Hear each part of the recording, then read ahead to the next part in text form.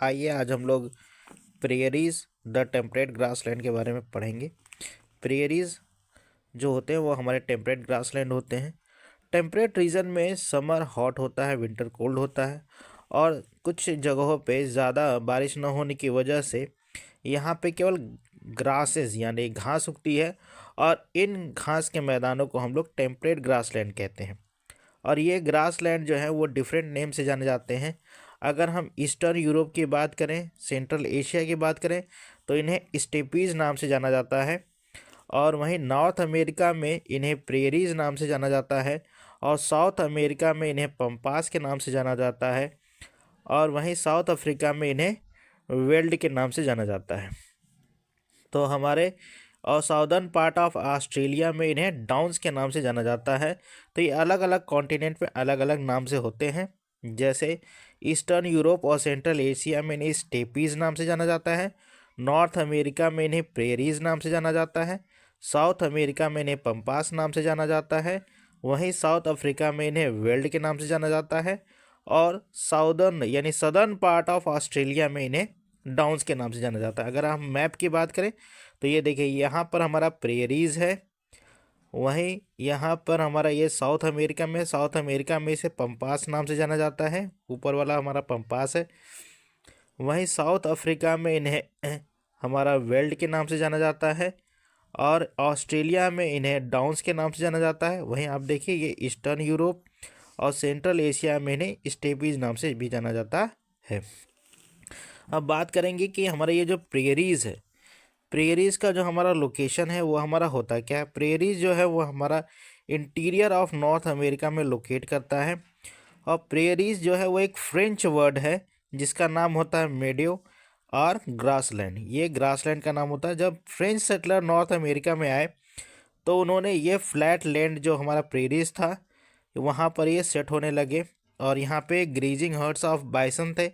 Original this grassland were covered thick and tall grasses और फिर इसके बाद इन्हें फार्मिंग के लिए क्लियर किया गया। अब देखिए ये जो हमारा क्लाइमेट है, जैसा कि विंटर्स आर कोल्ड, समर और हॉट, तो यहाँ पे मॉडरेट रेनफॉल होता है, इसलिए यहाँ पर केवल जो वेजिटेशन रहता है वो मेनली ग्रास रहता है। अर्ली यूरोपियन सेटलर जो थे उन्होंने इसका इस्तेमाल कैटल ग्रेजिंग के लिए किया और लेटर ऑन अ फार्मिंग, और इसीलिए हम इसको प्रेयरीज में जो भी हमारे होते हैं वो फार्मिंग और कैटल हमारे कैटल रेयरिंग के लिए होता है। प्रेयरीज में हमारा फर्टाइल सॉइल रहता है और इसमें यहाँ पे देखिए दो नदियाँ हैं, एक है मिसिसिपी और दूसरी है मिसौरी।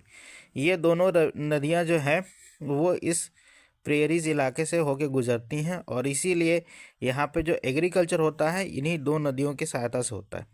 और people and deer life, European settler जब आए तो उन्होंने ये प्रेयरीज ग्रास लैंड को फॉर्म लैंड में बदला और ये फॉर्म लैंड जो थे वो बहुत ही ह्यूज और ये थाउजेंड्स ऑफ हेक्टेयर्स में फैले हुए थे और यहाँ पे उन्होंने होम स्टेट्स बनाए। होम स्टेट आप देख सकते हैं जैसे कि ये बड़े बड़े हमारे फैमिली और वर्कर्स के लिए ये सेपरेट होम्स हैं, ठीक है, कैटल के लिए अलग। अब यहाँ पे इन्होंने फूड ग्रेन को स्टोर करने के लिए बड़े सारे गोडाउन बनाए जिन्हें हम सिलोस कहते हैं। ये देखिए ये सिलोस है, ये हमारे ग्रेन स्टोरिंग्स के लिए है। और यहाँ पर बहुत ज़्यादा हमारा वीट का प्रोडक्शन होता है, इसीलिए हमें इसे wheat basket of the world के नाम से भी जानते हैं। और फार्मर चूँकि हमारे कम थे, ज़मीनें ज़्यादा थी, तो उन्हें बहुत ही rich and prosperous life, luxurious life उन्होंने किया। और वहीं पे देखिए ये तो हमारा, अगर हम वेस्ट के साइड में देखेंगे तो लैंड जो है वो तो आपका हिली और अनइवन है। अनइवन मतलब उबड़ खाबड़, और सॉइल जो है वो कोर्स एंड लेस फर्टाइल है और क्लाइमेट भी हार्श है, यानी क्लाइमेट भी थोड़ा सा ख़राब रहता है। इसीलिए यहाँ पर जो पास्चर्स होते हैं, पास्चर मतलब चारे ज़्यादा होते हैं। एनिमल हमारे बहुत लार्ज फार्म में पाले जाते हैं और जिन्हें हम क्या कहते हैं, रैंच कहते हैं। तो ये जो हमारे रैंच हैं ये हमारे ईस्ट साइड में है। इस साइड में हम ज़्यादातर देखें तो ये बीफ के लिए पाए जाते हैं और वहीं पे स्लॉटर हाउस भी जो हैं वो आपके लोकेटेड, देखिए जो शिकागो है, शिकागो जो है वो हमारा स्लॉटिंग ऑफ कैटल्स के लिए फेमस है, और यहाँ पे लार्ज स्केल पे बीफ का प्रोडक्शन होता है, और वहीं पे मिल्किंग काउज भी आपके माने जाते हैं। और यहाँ पे मेनली जो भी एग्रीकल्चर होता है, कैटल रियरिंग होता है, पशुपालन होता है, ये सारे के सारे बड़े बड़े मशीनों के द्वारा होते हैं। और वेस्ट साइड में यहाँ पर आपके शिप रेयर किए जाते हैं, यानी जो भेड़ें हैं वो पाली जाती हैं, क्योंकि यहाँ हिली स्लोप है जहाँ पे कोल्ड एंड ड्राई क्लाइमेट है। तो पीपल ऑफ नॉर्थ अमेरिका जो है यह मोस्टली ये हमारे यूरोपियन ओरिजिन के हैं, और यहाँ पे काफ़ी ज़्यादा प्रॉस्पेरस लाइफ जीते हैं, क्योंकि ये मशीनों से खेती कराते हैं और काफ़ी ज़्यादा मशीन